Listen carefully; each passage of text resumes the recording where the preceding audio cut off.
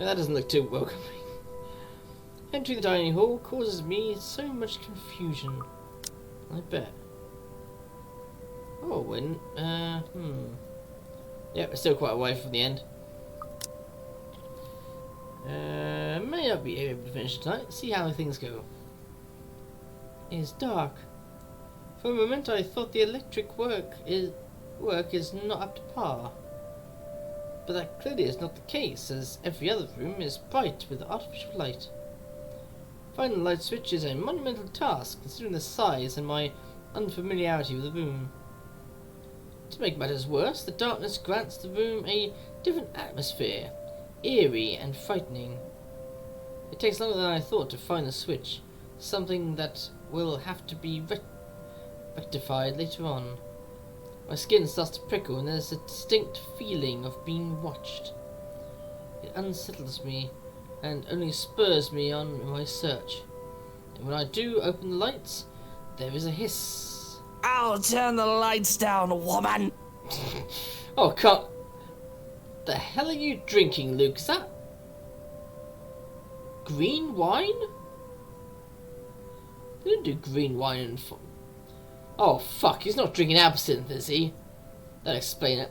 There at the end of the hall is my beloved husband, with his face in one hand and a glass in the other.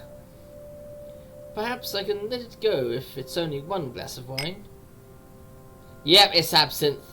However, I can feel myself go livid after seeing the toxic green liquid gleaming mockingly at me, with the absinthe spoon there and the sugar. Yep, it's absinthe.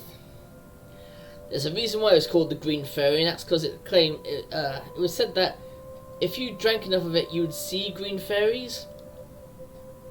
A guy actually tested it on TV.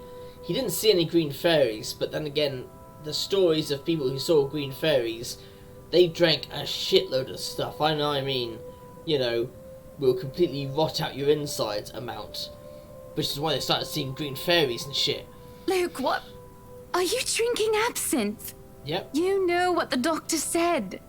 Absinthe, Luke. I mean, he said about cutting down wine, let alone fucking absinthe. Are you actively trying to kill yourself? Because if you are, we can just hit you with a bloody car. It'd probably be less messy, to be fair. Honeybee, Buttercup, not too loud, please. Besides, it's Lelouch, not too strong. Just hair of the dog that bit me. Helps with the hangover, dearest. You drank? When? This morning, love. Don't be mad. I just needed a few drinks, having to deal with those simpletons. And maybe I had one too much. You don't see me whinging about you leaving me to handle them on my own. I had to attend the photo shoot and interview with Luxury Living. You know that. Let's not make this about me, Luke. This is about you and your drinking problem and... Oh, I don't know, Hannah, darling. What if my drinking problem, as you like to call it, is linked to you? If we think about it that way, this discussion is about you. Oh, whoops. It seems my chat things have been popping up.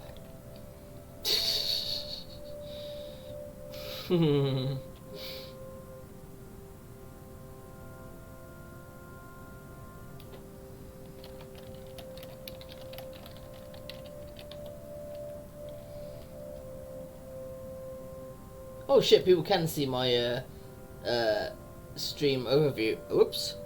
I'm gonna have to sort that out at some point. That was pretty mean of you, leaving me alone to do all the work like that. You can't use the interview as an excuse either, honey. I was informed the moment your little interview was done.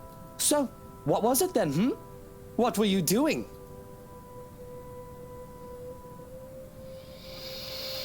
Should I tell the truth or tell a lie? If I tell a lie and he knows, he's gonna fucking flip. If I say that I was with a person, he's gonna flip. Fuck it, tell the I was truth. talking with Zachary, the photographer for Luxury Living. Yeah, it went down. Of course it did. I have no reason to tell lies. It's not like I am guilty of anything.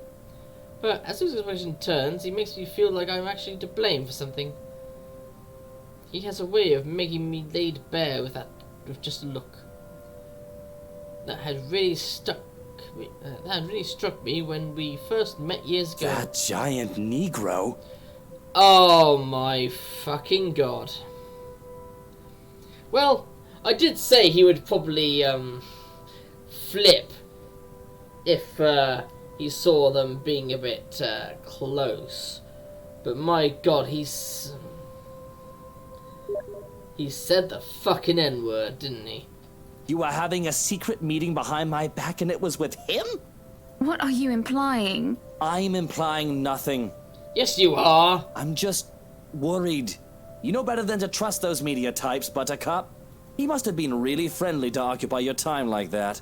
But all he's looking for is his next big headline. He's a photographer for an interior design magazine. Yeah, he's not a journalist. If he was a journalist, I could quite understand. And if he was a journalist that was full-time work, again I would understand. But no, he's not. He's neither of those. Doesn't matter. You let one little thing slip, one wrong move, and it'll blow up in the telly in the morning. He'll go to his journalist friends to gossip and make a quick quid. His eyes were the first thing I noticed about him. They were like nature, the grass and the trees, wonderful and breathtaking. Now, as I looked at him, they're nothing but the same shade of green as the bloody damn drink in his hand. He was a perfect gentleman, Luke. I can't say the same for you as of recent. Excuse me again? We're talking about you, Hannah. No, I am pretty sure we were talking about you and your drinking problem, Luke, right? Uh-oh. Had you ever forgotten that during the course of this little spat, the man jumps up to his feet and seethes. He looks like he is barely stopping himself from throwing the nearest thing he can Oh, find. it is not a problem. I can stop whenever I want. Then stop right now, you douche. And even if it was, I think you can very well stay out of it, as it only affects my own kidneys or liver or whatever the bloody hell that shite pollutes. Whatever aftermath that occurs because of your little chit-chat with the Negro affects the both of us, however. Look, Luke, nothing will happen.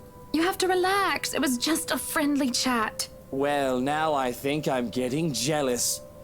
For God's sake. Or I would be if it weren't for this damn headache. Maybe you should drink more. Maybe. Supper is spent in silence, with nothing but the occasional sound of silverware. A grand feast has been served. Well, grander than usual anyway, most likely due to Luke's complaints of stress.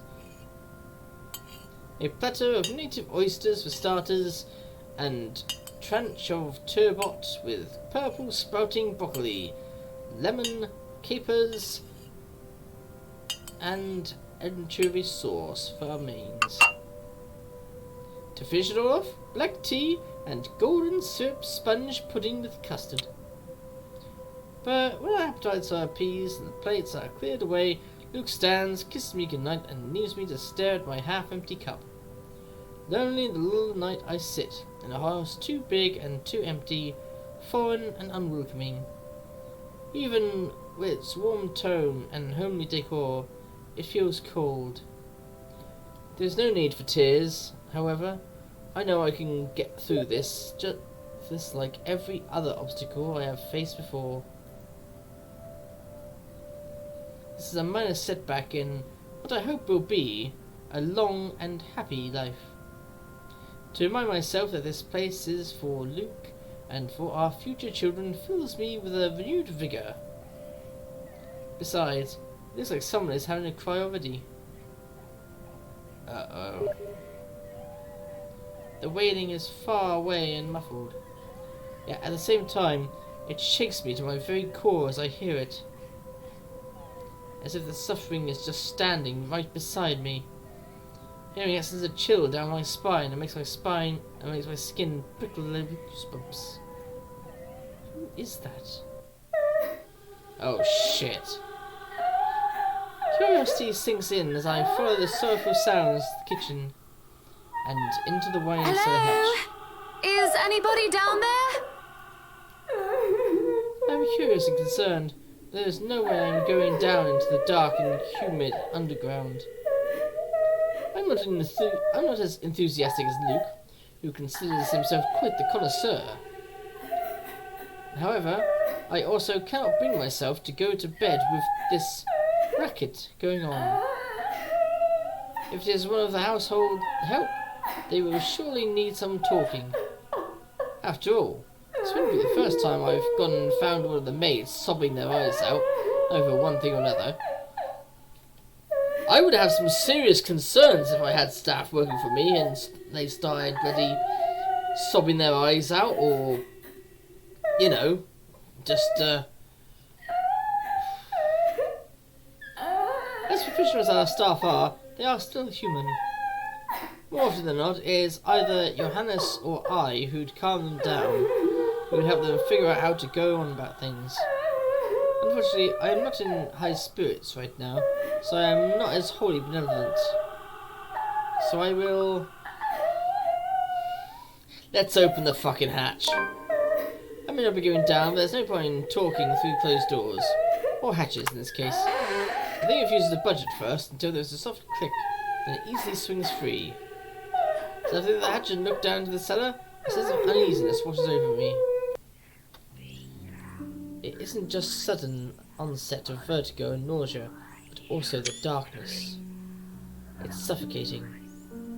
And as I look down, it feels as if it's looking back at me. I worry that something will suddenly pull me into the deep. I can hear her whispering. Calling for me. She wants me. Needs me. She wants to drown me, pull me down and suffocate me in her embrace until I sink to the bottom. A dark abyss waits, inviting yet foreboding. She's calling to me from in there, isn't she? And I do want to help, I do. The shadows threaten to creep out, the feeling of apprehension keeps me in place. Already it paints the room in a darker light. There's a lurching sensation, and the feeling that follows after is hard to explain. It feels like I'm watching myself on the sidelines as a spectator to my actions, or lack thereof. I will myself to snap out of the detached feeling, to move, to do anything except stare at myself. And for a moment, I see the look of fear in my own face. I'm back in my body, but the hook in my stomach is no longer there, no longer the only one. There are hooks everywhere, tearing and pulling at my skin, flesh and bones. Has this just become Hellraiser? They pull at me in every direction, it hurts. Oh, what was that guy says at the end? In God we trust or something at the end. It hurts so much, but I just can't bring myself to scream out. Help me. Shit.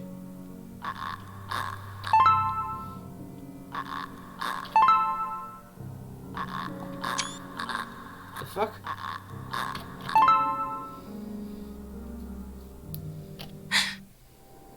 I wake up from a deep slumber.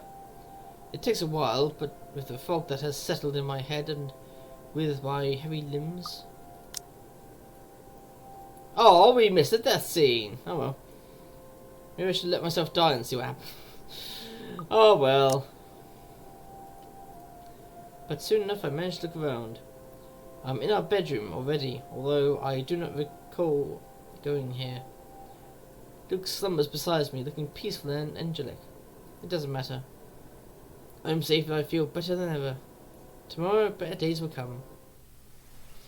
Better days are here again. Luke's already gone by the time I rise. There isn't a single hide nor hair of him to be found, and trying to call for him on his mobile is a bust, as it only goes straight to a voicemail. Alright, give me a second, I just want to respond to this friend of mine.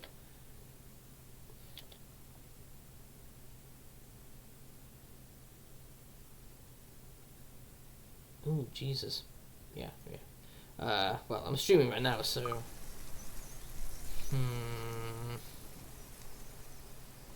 I'm torn, to be honest, I'm torn.